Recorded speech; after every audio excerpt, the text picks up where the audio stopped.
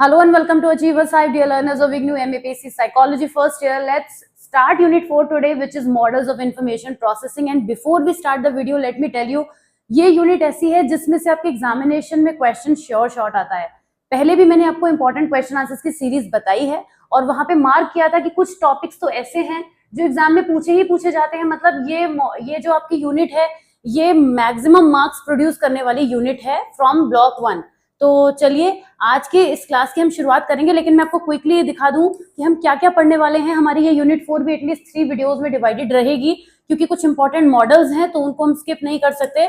यहाँ पे आज के वीडियो में हम ये 2 मॉडल कंप्लीट करेंगे और दोनों ही एक्सट्रीमली इंपॉर्टेंट है. तो ये वीडियो ही आपके लिए पूरा इंपॉर्टेंट हो जाता है और बहुत छोटी छोटी बातें मैं इस वीडियो में आपको बताऊंगी. एक्सप्लेनेशन बहुत सिंपल है. प्रीवियस जो आपका टॉपिक था जिसमें आप साइकोलॉजिकल और बायोलॉजी का मिक्सचर पढ़ रहे थे, कुछ कंफ्यूजन था, लेकिन अब हम वापस से अपने इजी टॉपिक पे आ गए हैं. इन्हें आज हम कवर करेंगे और इसके बाद आगे के वीडियोस को हम कुछ और पार्ट्स में डिवाइड करके कवर करेंगे. ठीक है, तो चलिए आज की वीडियो की हम शुरुआत करते हैं. और हमारे जो क्लास है उसमें यूनिट 4 का नाम है models of information processing. Information processing आप कई बार नाम सुनते आ रहे हैं, लेकिन क्यों ना एक बार और देख लिया जाए कि इंफॉर्मेशन प्रोसेसिंग क्या होती है. अगर आपको अपने किसी भी मॉडल से पहले इंफॉर्मेशन प्रोसेसिंग को जोड़ना है, ऐड करना है, तो इस वाले पैराग्राफ को आप लेंगे जहां पे इंफॉर्मेशन प्रोसेसिंग की एक डेफिनेशन आपको सिंपल वे में नजर आती है कि इंफॉर्मेशन प्रोसेसिंग क्या है. एक चेंज है. प्रोसेसिंग मतलब चेंज होना of information in any manner detectable by an observer. जो भी ऑब्जर्वेबल होती है, कोई भी ऐसी इंफॉर्मेशन जिसको हम ऑब्जर्व कर सकते हैं, उसको हम इंफॉर्मेशन प्रोसेसिंग का नाम देते हैं. वो पूरा मेथड कॉग्निटिव साइकोलॉजी की फील्ड में एक इंफॉर्मेशन प्रोसेसिंग एक ऐसी अप्रोच है जो ह्यूमन थिंकिंग को अंडरस्टैंड करने में हेल्प करती है. इंफॉर्मेशन का प्रोसेस होना मतलब आउटसाइड वर्ल्ड से रिसीव होने वाली कोई भी इंफॉर्मेशन जब हमारे माइंड में जाती है, ब्रेन में जाती है बेसिकली, तो हमारा माइंड उसे कैसे प्रोसेस करता है, यही इंफॉर्मेशन प्रोसेस है. तो ह्यूमन थिंकिंग एक ब्रॉड टर्म है. ह्यूमन थिंकिंग के अंदर बहुत सारे और छोटे छोटे चीजें भी आती हैं, डिफरेंट कॉग्निटिव एबिलिटीज आती हैं जिन्हें प्रोसेस करने का काम इंफॉर्मेशन प्रोसेसिंग में होता है. ये 1940s से लेकर 1950s के बीच में अराइज हुई थी और इस अप्रोच के थ्रू, इंफॉर्मेशन प्रोसेसिंग अप्रोच के थ्रू, हम बहुत सारी चीजें जान पाते हैं कि कैसे पर्सन का जो कंसेप्चुलाइजेशन होता है नेचर में, माइंड होता है, और सॉफ्टवेयर कैसे हमारे माइंड का अपडेट होता है, कैसा हमारा हार्डवेयर होता है. राइट, ये सब चीजें हम यहाँ पे समझते हैं. तो इससे हम आगे बढ़ेंगे और स्टार्ट करेंगे आज का पहला topic, which is Vogue and Normans model of primary and secondary memory. इस नाम को आप कई अलग अलग प्रोनाउंसिएशन से सुनते हुए आएंगे. Waugh is also right, some people say Waugh, और कुछ और भी बदल के बोलते हैं. तो इट्स ओके, आप कुछ भी प्रोनाउंसिएशन ले, हार्डली मैटर्स. वो एक नाम है, वो कोई टर्मिनोलॉजी नहीं है. ओके, तो वोग एंड नॉर्मन्स के मॉडल को आज हम अंडरस्टैंड करेंगे, प्राइमरी और सेकेंडरी मेमोरी. लेकिन ये भी तो समझना जरूरी हो जाएगा ना कि प्राइमरी मेमोरी और सेकेंडरी मेमोरी क्या होती है, क्योंकि अभी तक आप पढ़ते आ रहे थे मेमोरी के 3 type, sensory memory, short term memory और लॉन्ग टर्म मेमोरी. तो बिल्कुल भी परेशान नहीं होना है, प्राइमरी और सेकेंडरी उसी से रिलेट करती है. प्राइमरी मेमोरी हम तब कहते हैं किसी भी मेमोरी को जब वो शॉर्ट ड्यूरेशन के लिए स्टोर होती है. तो क्या हम सेंसरी मेमोरी या फिर शॉर्ट टर्म मेमोरी को प्राइमरी कह सकते हैं? बिल्कुल कह सकते हैं, लेकिन हम स्पेसिफिकली सेंसरी मेमोरी को प्राइमरी मेमोरी नहीं कहते हैं क्योंकि वहां से जो मेमोरी होती है वो बहुत शॉर्ट टाइम के लिए होती है. लेकिन जो हमारी शॉर्ट टर्म मेमोरी होती है उसी को हम प्राइमरी मेमोरी कहते हैं क्योंकि वो शॉर्ट टर्म के लिए स्टोरेज होता है. तो प्राइमरी वहां से वो बनती है और उसके बाद जब वो रिहर्सल के थ्रू आगे बढ़ती है, बार बार रिहर्स किया जाता है किसी चीज को, तो वो लॉन्ग टर्म के लिए फिक्स हो जाती है. जैसे कोई भी बात अगर आपको बताई जाए, कोई इंपॉर्टेंट कॉन्सेप्ट आपको बताया जाए, तो आप उसको थोड़ी देर के लिए माइंड में रखेंगे. राइट, वो एक शॉर्ट टर्म मेमोरी की फॉर्म में क्रिएट हो जाएगा, आपके माइंड में रहेगा. लेकिन उसी टॉपिक को, उसी चैप्टर को बार बार आप रिकॉल करेंगे, रिवाइज करेंगे, तो एक पॉइंट ऐसा आएगा कि आपको बहुत अच्छे से याद हो जाएगा, आप दूसरे को भी बहुत अच्छे से एक्सप्लेन कर पाएंगे. तो ये जो शुरुआती दौर था जब आपने किसी भी इंफॉर्मेशन को सेव किया, वो प्राइमरी फेज था, तो इसीलिए वो प्राइमरी मेमोरी हो गई. लेकिन after a lot of rehearsal जब आप उसको लंबे टाइम के लिए रख पाए, मैं रिहर्सल वर्ड क्यों यूज कर रही हूँ, क्योंकि किसी भी चीज को रिहर्स किए बिना आप लंबे टाइम तक अपने माइंड में नहीं रख सकते, है ना. बार बार वो चीज आपके या तो सामने आए या आप उसे रोज देखें, कुछ भी. रिहर्सल का मतलब ये नहीं है कि आप उसको लर्न कर रहे हैं. रिहर्सल का मतलब है वो चीज आपकी आंखों के सामने, आपके माइंड में बार बार आपके सामने आती रहे इन एनी फॉर्म. ओके, तो इस तरीके से आप उस मेमोरी को सेकेंडरी मेमोरी कह देते हैं. प्राइमरी सेकेंडरी की हम बात कर रहे थे. तो लॉन्ग टर्म मेमोरी जब वो लॉन्ग टर्म में कन्वर्ट हो जाती है, लंबे टाइम के लिए रह जाती है, तो उसे सेकेंडरी मेमोरी कहते हैं. तो अब इजी हो गया आपके लिए समझना कि प्राइमरी और सेकेंडरी मेमोरी क्या होती है, क्योंकि इसको इनकी बात किए बिना हम आगे नहीं बढ़ सकते. जहां जहां हम शॉर्ट टर्म मेमोरी और लॉन्ग टर्म मेमोरी के लिए टर्मिनोलॉजी यूज करेंगे, रेस्पेक्टिवली प्राइमरी और सेकेंडरी यूज करेंगे.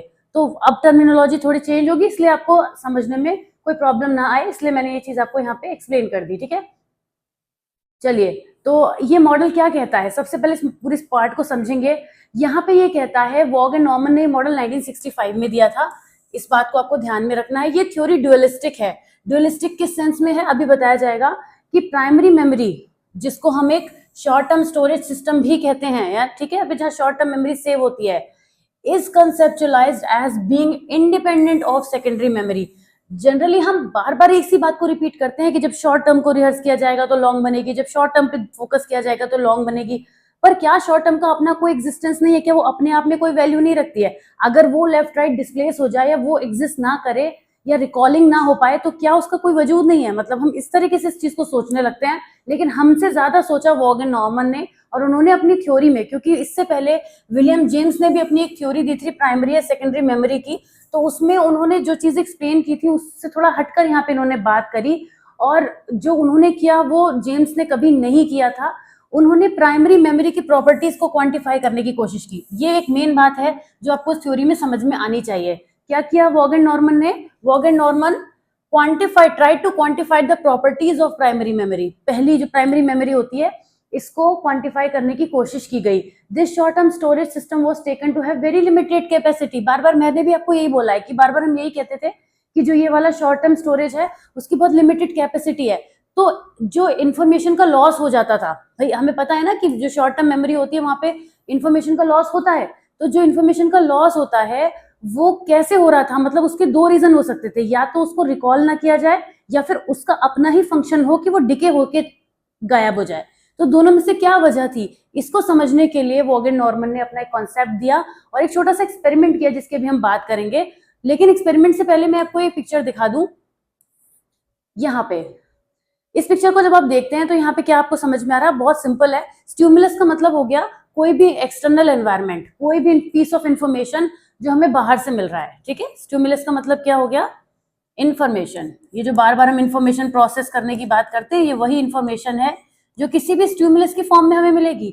आप रास्ते में जा रहे हैं, आपने कोई पोस्टर देखा, आप किसी पर्सन को आपने किसी से लड़ते हुए देखा, या फिर आपको किसी ने कोई बात बताई, कुछ भी that is happening outside the world, मतलब नॉट आउटसाइड द वर्ल्ड, मतलब inside the world but outside of your mind, that is a stimulus for you. और वो क्या है? स्टिमुलस क्या है? एक इन्फॉर्मेशन दे रहा है हमें। इन्फॉर्मेशन मिलने के बाद वो हमारी प्राइमरी मेमोरी में पहुंचती है। आपको पता है हमारे सेंस ऑर्गन्स इन्फॉर्मेशन को रिसीव करते हैं और इन्फॉर्मेशन कहाँ पहुंच जाती है? हमारे ब्रेन में पहुंच जाती है, प्रोसेस होने लगती है, मेमोरी की फॉर्म में स्टोर होने लगती है। उसे हम क्या बोलते हैं? उसको हम प्राइमरी मेमोरी कहते हैं। इन्फॉर्मेशन जब यहाँ पे प्रोसेस होती है तो दो चीजें हो सकती हैं, या तो उसको हम थोड़ी देर में फॉरगेट हो जाएगी, वो भूल जाएगी, फॉरगॉटन के केस में पहुंच जाएगी, और अगर वो हमें बार बार वो बात ध्यान में रहे, बार बार हम उस चीज को रिकॉल करते रहें, तो क्या होगा?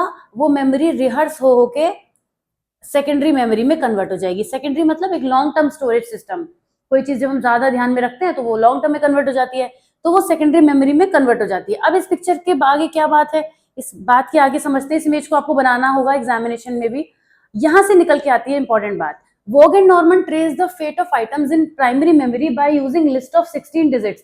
16 डिजिट्स के उन्होंने नंबर्स लिए और कुछ पार्टिसिपेंट्स लिए, जिनसे ये कहा कि आपको वो नंबर एक एक करके क्विकली रिकॉल करने हैं, राइट। जिनको रीड करना था, जिनको सब्जेक्ट्स रीड करने वाले थे, at the rate of 1 digit पर सेकेंड और 4 डिजिट पर सेकेंड, मतलब 1 सेकेंड के अंदर 1 डिजिट या फिर 1 सेकेंड के अंदर 4 डिजिट्स भी पढ़ी जा सकती थी, क्योंकि ये सब्जेक्ट की स्पीड पर भी डिपेंड करता था। The purpose of presenting digits every second और quarter second was to determine whether forgetting was a function of decay और इंटरफेरेंस इन प्राइमरी मेमोरी। क्या प्राइमरी मेमोरी में कोई इंटरफेरेंस होता है? मतलब इंटरफेरेंस प्राइमरी मेमोरी में कैसे होगा ये पहले समझिए। आपने कोई इंफॉर्मेशन मिली, या फिर मान लेते हैं आपने कोई आप पढ़ाई कर रहे हैं, सबसे सिंपल एग्जांपल ले रही हूँ, आप पढ़ाई करने बैठे, आपने पढ़ाई करते रहे, आप उस चीज को रिकॉल कर रहे हैं, याद कर रहे हैं। अब क्या हुआ? आपका माइंड किसी और चीज पे डाइवर्ट हो गया, आपके फ्रेंड का कॉल आ गया, उसने कोई प्रॉब्लम बता दी, या आपको कोई दूसरा काम आ गया। अब आपकी उसी मेमोरी स्टोरेज जहां पर आप वर्क कर रहे थे उस पर दूसरी चीज ने आके अपनी स्पेस बना ली, राइट। तो हमें ये समझना है कि प्राइमरी मेमोरी, हम तो कहते हैं कि वो शॉर्ट स्टोरेज सिस्टम है, तो यानी वहां ज्यादा जगह तो है नहीं, तो अगर कोई चीज दूसरी उसमें आएगी तो क्या पहली चीज हटेगी, या पहले का इंपैक्ट रिकॉल की वजह से गायब होगा, डिके की वजह से होगा? क्या वजह होगी ये फाइंड आउट करने के लिए, ये whether forgetting was a function of decay और इंटरफेरेंस इन प्राइमरी मेमोरी, किसी इंटरफेरेंस की वजह से उसमें से मेमोरी से चीज चली जाती है, या फिर उसका डिके का एक फंक्शन होता है, ये फाइंड आउट करने के लिए उन्होंने जो अपने स्टूडेंट्स थे उनको 16 डिजिट्स का एक ये टास्क दिया। अब 2 सवाल यहाँ से उठते हैं कि अगर डिके का फंक्शन है forgetting, than less recall could be expected with the slower rate. अगर डिके होगा तो जाहिर सी बात है लेस रिकॉलिंग होगी, less recall could be expected, slower rate के साथ चलेगा, धीरे चीजें चलेंगी। If forgetting was a function of interference, then no difference in recall could be expected according to the presentation rate. अब किस तरीके से मेमोरी में चीजें प्रेजेंट होती जा रही हैं उसके हिसाब से क्या होगा, interference, no difference in recall could be expected, कोई रिकॉल में हमें कोई डिफरेंस देखने को मिलेगा ही नहीं, हमेशा एक जैसी चीज रहेगी। एक चीज आई उसने दूसरी चीज को रिप्लेस किया, ऐसे समझिए यहाँ पे कि यहाँ पे कोई हमारा शॉर्ट टर्म स्टोरेज सिस्टम है, ठीक है, यहाँ पे आपने एक पीस ऑफ इंफॉर्मेशन डाला, फिर दूसरा पीस ऑफ इंफॉर्मेशन आया, फिर तीसरा आया। अब जब चौथा पीस ऑफ इंफॉर्मेशन यहाँ आएगा तो यहाँ से चीज हटेगी, जब पांचवा पीस ऑफ इंफॉर्मेशन आएगा तो यहाँ से चीज हटेगी, तो ये तो उसी, तो फिर कोई डिफरेंस होगा ही नहीं क्योंकि सब चीजें उसी रेट पे चलेंगी ना, लिखा हुआ है टू द प्रेजेंटेशन रेट, ऐसे प्रेजेंट चीजें होती रहेंगी, वो रेट होता रहेगा, तो हमेशा ही वो चीज दिखेगी। The same amount of information is presented at both presentation rates which by Waugh and Norman's logic allows the same time for decay to occur. फिर तो सबके लिए सेम टाइम ही होगा डिके के लिए, समझ रहे ना, मैंने पिक्चर के थ्रू आपको एक्सप्लेन करने की कोशिश किया है। It might be argued that even at 1 item per second subjects would allow extra experimental information to enter their primary memory, but later experimentation in which presentation rates varied from 1 to 10 digits yielded data consistent. पूरी कहानी को आप पढ़िएगा, मैं quickly आपको बता देती हूँ क्या लिखा है, रीडिंग नहीं करूंगी इसकी।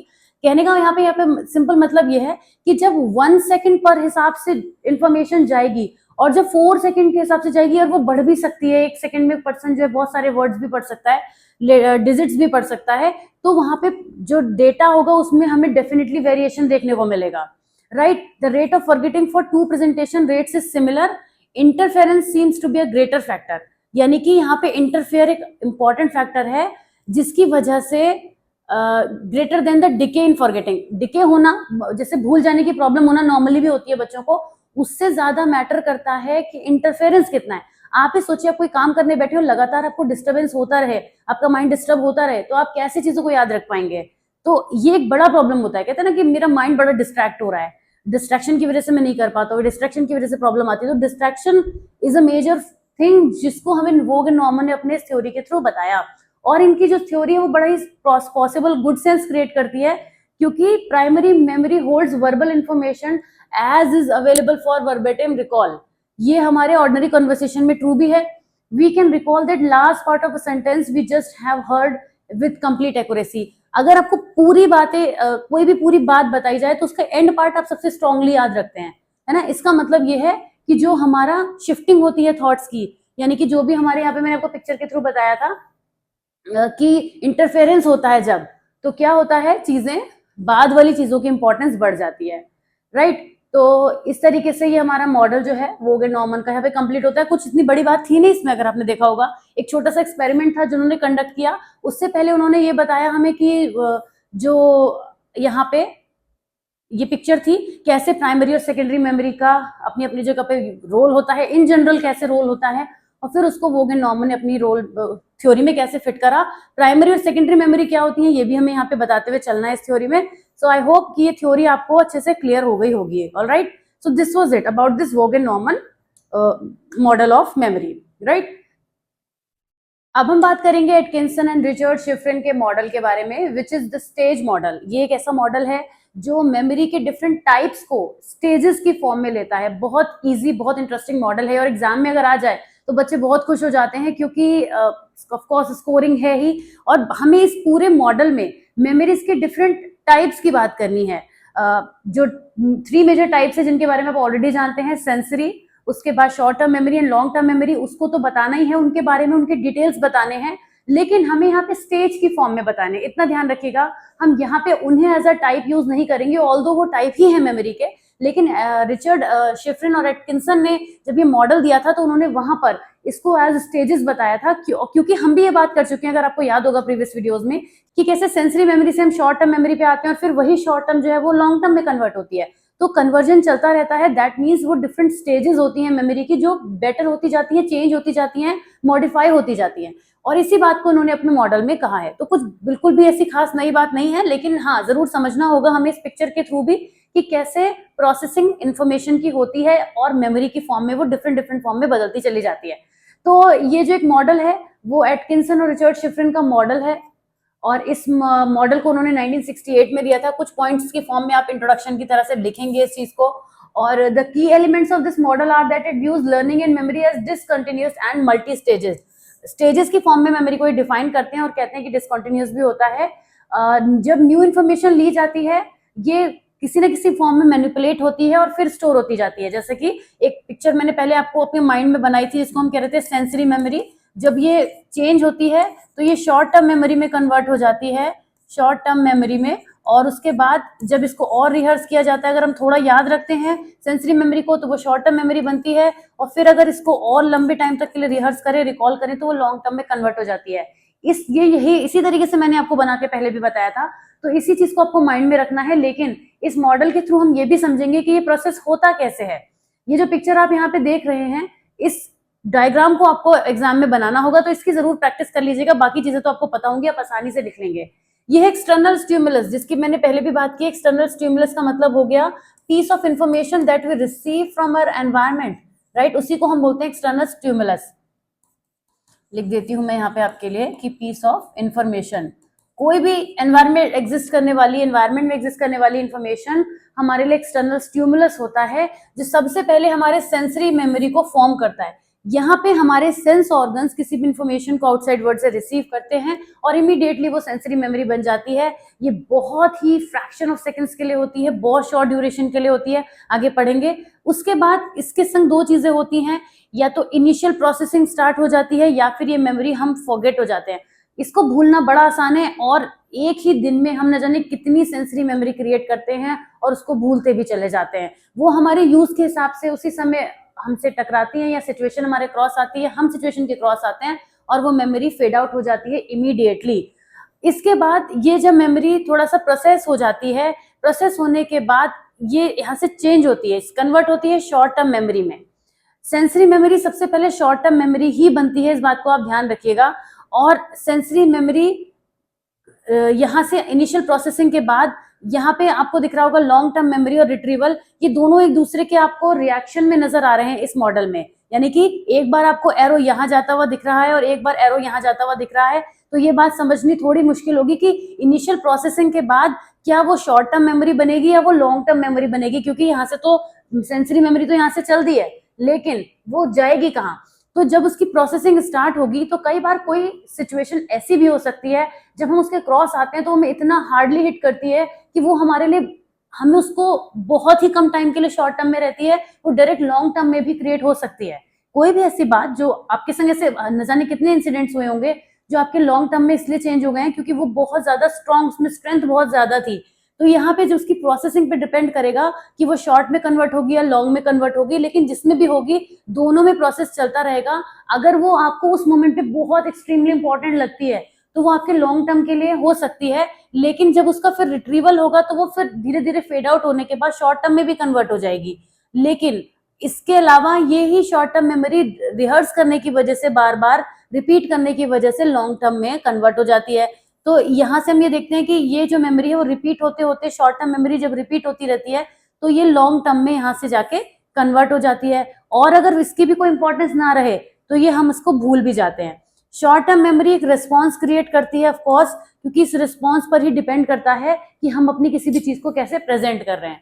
तो ये एक पिक्चर है जिसमें हमें ये दिखाया गया है कि कैसे हमें सेंसरी मेमोरी किसी भी इंफॉर्मेशन के थ्रू मिलती है, उसकी प्रोसेसिंग होने के बाद वो शॉर्ट और लॉन्ग में एक्सचेंज होती रहती है, क्योंकि ऐसा नहीं है कि लॉन्ग टर्म में जाने के बाद कोई चीज शॉर्ट में आ नहीं सकती, वो बिल्कुल आ सकती है। अगर वो धीरे धीरे फेड आउट होगी, डिके होने लगेगा इन्फॉर्मेशन का, तो वो हमें थोड़ी थोड़ी कभी कभी याद रह जाएगी, तो वो शॉर्ट टर्म हो जाएगी। इस पिक्चर को समझने के बाद हम आगे बढ़ेंगे, और यहाँ पे इन्होंने इसी 3 चीजों की बात करी है। एटकिंसन शिफ्रिन का मॉडल यही कहता है, it starts with the sensory input from the environment. यही होता है कि सेंसरी रजिस्टर हम किसे बोलते हैं, जो भी हमारे सेंस ऑर्गन्स होते हैं उनको हम सेंसरी रजिस्टर्स बोलते हैं, क्योंकि बहुत सारी इंफॉर्मेशन वो हमारे लिए लेकर आते हैं। क्या क्या होते हैं वो, विजन, हियरिंग, टच, आपको पता ही है। और ये इतना छोटे टाइम के लिए होते हैं, ये इंपॉर्टेंट बात है यहाँ पे, कि वो हाँ, विजुअल स्टिमुलाई की बात करें तो वो हाफ सेकंड के लिए होता है, बहुत क्विकली होता है। और हमारा जो ऑडिटरी स्टिमुलाई होता है वो 4 to 5 सेकंड्स के लिए होता है। ओके, ऑडिटरी जो हमारा स्टिमुलाई है वो 4 to 5 सेकंड्स के लिए होता है। थोड़ा ठीक से मैं आपके लिए कर देती हूँ इसको। बहुत क्विकली इंफॉर्मेशन ट्रांसफर हो जाती है और नेक्स्ट स्टेज पे पहुंच जाती है। हम किसकी बात कर रहे हैं? मेमोरी के टाइप की नहीं, स्टेजेस की बात कर रहे हैं। है तो सेम ही लेकिन फिर भी स्टेजेस की फॉर्म में हम बात कर रहे हैं। जो मेमोरी का ट्रांसफर है वो transfer of the memory information वो नेक्स्ट स्टेज पे पहुंच जाता है और एक क्रिटिकल रिस्पॉन्स क्रिएट करता है। Sensory memory acts as a portal for all information, जो कि मेमोरी का पार्ट बनेगी। सबसे पहले सेंस ऑर्गन से इन्फॉर्मेशन जाती है और आगे चल के वो इन्फॉर्मेशन जो है हमारे लिए मेमोरी का पार्ट बन जाती है। अब यहाँ से दो मेजर इन्फ्लुएंसेस निकल कर आते हैं। Attention and automaticity are the two major influences of sensory memory. एक तो किसी चीज पर हम अटेंशन पे करें तब हमारे लिए सेंसरी मेमोरी इन्फॉर्मेशन क्रिएट होती है, या फिर ऑटोमेटिक भी हो सकता है। कोई चीज हमारा अटेंशन अपने आप भी ले सकती है, ऑटोमेटिक भी चीजें हो सकती हैं। इस तरीके से सेंसरी मेमोरी क्रिएट होती है। तो दो चीजें यहाँ पे मैटर करती हैं सेंसरी मेमोरी के केस में। अब जो भी यहाँ से सेंसरी रजिस्टर ने इंफॉर्मेशन को हमारे सेंसरी रजिस्टर ने रजिस्टर कर दिया है हमारे माइंड में इंफॉर्मेशन को, वो और प्रोसेस होने लगती है आगे और बन जाती है शॉर्ट टर्म मेमोरी। इसके जो ड्यूरेशन होता है, एक शॉर्ट 1 मार्कर क्वेश्चन कई बार कॉम्पिटिटिव एग्जाम में पूछा जाता है। मैं अपने चैनल की कम्युनिटी टैब पे भी बहुत पोस्ट करती रहती हूँ क्वेश्चन आंसर्स, वहां भी आप सॉल्व करते हैं। इसको हम वर्किंग मेमोरी भी कहते हैं, पहले भी पढ़ चुके हैं मेमोरी के टाइप में। इसी शॉर्ट टर्म मेमोरी का नाम वर्किंग मेमोरी होता है और ये 20 से 30 सेकंड्स के लिए एग्जिस्ट करती है। अगर आप पहले के वीडियोस देख के आए हैं ना पूरी सीरीज के, तब आपको ये बात बड़ी क्विकली इजी याद होगी कि मैंने बताया था कि वर्किंग मेमोरी भी इसका नाम होता है। ये अक्सर इसे हम कॉन्शियस मेमोरी भी कहते हैं, ये भी मैंने बताया था आपको, 3 नाम बताए थे, short term memory, working memory और कॉन्शियस मेमोरी। क्योंकि ये जितनी भी इंफॉर्मेशन को हमारे प्रेजेंट में जो बिल्कुल कॉन्शियस में होते हैं, बिल्कुल तुरंत हम अवेयर होते हैं उन सारी चीजों से, उनको रिफ्लेक्ट करती है। It is the part of memory that is being actively processed while new information is being taken in. बिल्कुल एक्टिव होते हैं उस टाइम पर हम इंफॉर्मेशन को। यहाँ से एक आपको मिलर्स मैजिक नंबर याद होगा जो हमने पढ़ा था पहले, उसकी भी यहाँ पे ये बात करते हैं। नाम मिलो भले इन्होंने मिलर्स मैजिक नंबर यहाँ दिया नहीं है, लेकिन बात उसी की हो रही है कि कोई भी इंफॉर्मेशन जो है वो 5+2 की फॉर्म में, चंक ऑफ डेटा की फॉर्म में जनरली शॉर्ट टर्म मेमोरी में स्टोर रह जाती है। दो बातें और यहाँ पे समझनी होंगी, एक मेंटेनेंस रिहर्सल क्या होता है, एक इलैबोरेटिव रिहर्सल क्या होता है। कई बार हमें किसी इंफॉर्मेशन को याद रखने के लिए उसको मेंटेन करना पड़ता है। ऐसा रिहर्सल जो किसी भी चीज को मेंटेन कराए रखने के लिए जरूरी होता है। जैसे कि आप किसी डेटा को, किसी इंडेक्स को ध्यान रख रहे हैं, क्योंकि आपको वो पॉइंट्स को अपने माइंड में फिक्स रखना है कि ये हमारा पहला टॉपिक है, ये दूसरा टॉपिक है, ये तीसरा टॉपिक है। या फिर आपके जो चैप्टर्स के नेम है, आपके जो ब्लॉक्स के नेम है या बुक के जो नेम है, आप उन्हें रखते हैं क्योंकि माइंड में एक डेटा रहे। मेंटेनिंग रिहर्सल उसे हम बोलते हैं। और एग्जाम्पल देती हूँ, जब आप मार्केट जाते हैं तो आप बहुत सारी चीजों को माइंड में रखते हैं कि मुझे पहली शॉप से ये लेना है, फिर आगे लेना। ऐसा तो नहीं करते कि यहाँ गए, फिर वहां गए, फिर इधर आए, फिर उधर आए। अब अनटिल अनलेस रोड ही रास्ता ऐसा हो तो अलग बात है, पर आपका माइंड एक मैप प्रिपेयर कर लेता है कि मैं इस तरह से मार्केट से काम करते करते और इस तरह से वापस लौटूंगा। तो ये मेंटेनेंस रिहर्सल का एग्जांपल है कि जब हमें by having attention focused on it, जब किसी भी चीज को बार बार रिपीट करके रखना पड़े जिससे उसको हम एक सीरियल में मेंशन कर सके, तो वो मेंटेनेंस रिहर्सल होता है। और जब हम किसी भी इंफॉर्मेशन को लिंक करके एक दूसरे के साथ यूज करते हैं तब हम उसको इलैबोरेटिव रिहर्सल कहते हैं। इलैबोरेटिव रिहर्सल में चीजें थोड़ा एक्सपेंड हो जाती हैं। मेंटेनेंस रिहर्सल में चीजें थोड़ा सा डॉट्स कनेक्टेड होते हैं। कनेक्शन तो दोनों में होता है, ऐसा नहीं कि कनेक्शन नहीं होता, मेंटेनेंस में कनेक्शन होता है, बट डॉट्स कनेक्टेड होते हैं। लेकिन इलैबोरेटिव रिहर्सल में हमारा जो एक्सप्लेनेशन है वो थोड़ा इलैबोरेटिव हो जाता है। हमें चीजों को मेमोराइज करने के लिए उनके कॉजेज इफेक्ट सारी चीजों को कंटिन्यूएशन में रखना पड़ता है। तो ये दो टाइप के रिहर्सल्स यहाँ पे होते हैं मेमोरी के। यहाँ पे हमने शॉर्ट टर्म मेमोरी की इस पैराग्राफ में बात खत्म कर ली है। जितनी इंपॉर्टेंट टॉपिक्स हैं वो बड़े क्विकली यहाँ पर एक्सप्लेन कर दिए गए हैं इस पैराग्राफ में। आते हैं लॉन्ग टर्म इन्फॉर्मेशन की तरफ, लॉन्ग टर्म मेमोरी की तरफ। Long term memory third stage है जो कि हमें इस मॉडल में देखने को मिलती है। और कब क्रिएट होती है ये? जब शॉर्ट टर्म मेमोरी इलैबोरेटिव रिहर्सल या मेंटेनेंस रिहर्सल के बाद आगे बढ़ती है। जब कोई भी इंफॉर्मेशन अगर लॉस नहीं हुई है शॉर्ट टर्म मेमोरी से, तभी वो लॉन्ग टर्म में पहुंचेगी। अगर हमने उस पर किसी तरीके का कोई रिहर्सल नहीं किया है तो वो भूल जाएगी हमारे द्वारा, या उसको हम फॉरगेट हो जाएंगे, इजीली फॉरगेट कर देंगे। और जब वो लॉस नहीं हुई है तभी वो आगे पहुंचती है।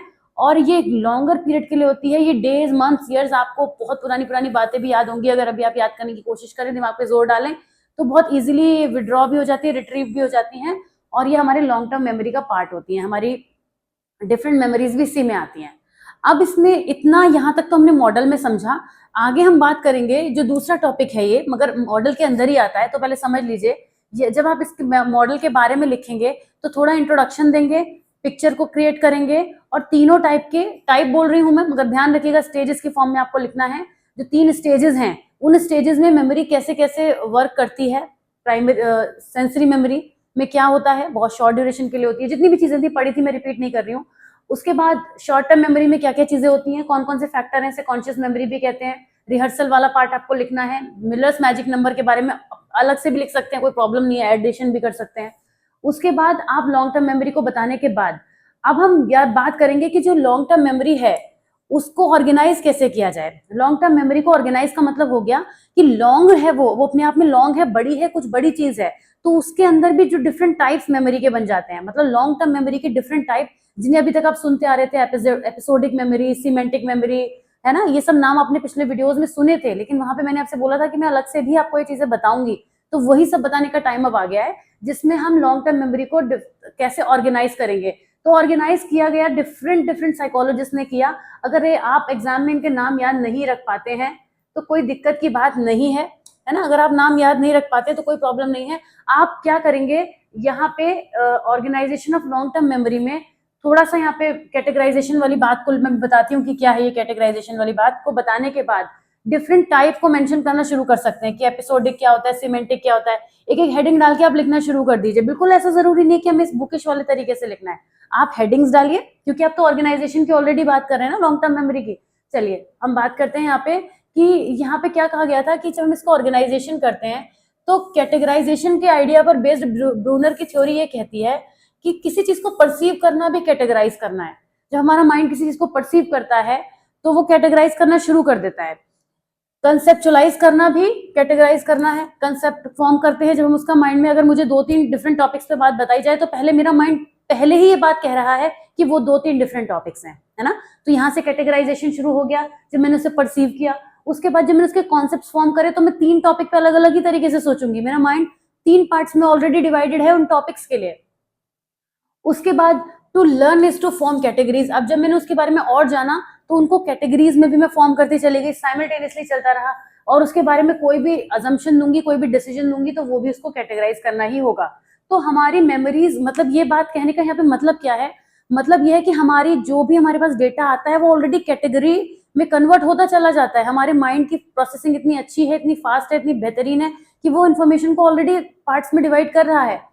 Okay, Tulving was the first to distinguish between episodic and semantic memory. क्या होती है एपिसोडिक और सीमेंटिक मेमोरी? जैसे एपिसोड होता है ना, एपिसोड का क्या मतलब होता है, एपिसोड में पूरी कहानी होती है, राइट। तो episodic memories are those which give us subject the sense of remembering the actual situation और इवेंट।